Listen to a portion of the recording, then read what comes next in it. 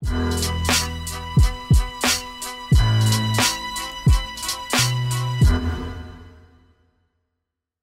cannot let our disciple making occur at the expense of being a disciple of Jesus Christ.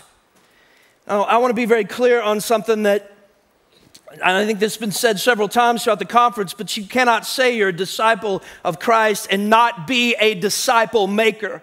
Okay, those two are inseparable. But tonight what I want to do is I just want to come back to just us as believers, and I want us to think about and talk about the biblical dangers of making disciples at the expense of being one, at the expense of being a child of God. And all you got to do is go to the Apostle Paul to see this, besides Jesus Christ himself. The Apostle Paul was probably one of the greatest disciple makers in history.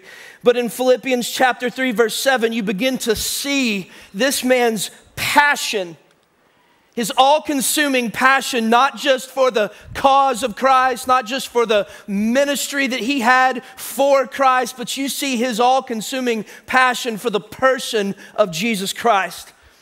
In Philippians chapter 3, verse 7, he says, "But whatever things were gained to me, those things I have counted as a loss for the sake of Christ."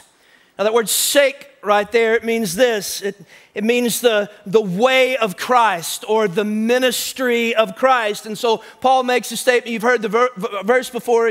He lists out all the things that he's accomplished in his life and his big long resume. And he said, look, I count all those things as garbage in comparison to, and I count them as a loss for the sake or the way or the ministry of Christ Jesus. But look at what he says in verse 8.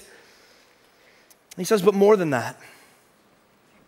But more than that, I count all things to be a loss in view of the surpassing value of knowing Christ Jesus, my Lord, for whom I've suffered the loss of all things and count them but rubbish, so that I might gain Christ. He says that I might gain Christ. There's something that I've found that has surpassing value in my life.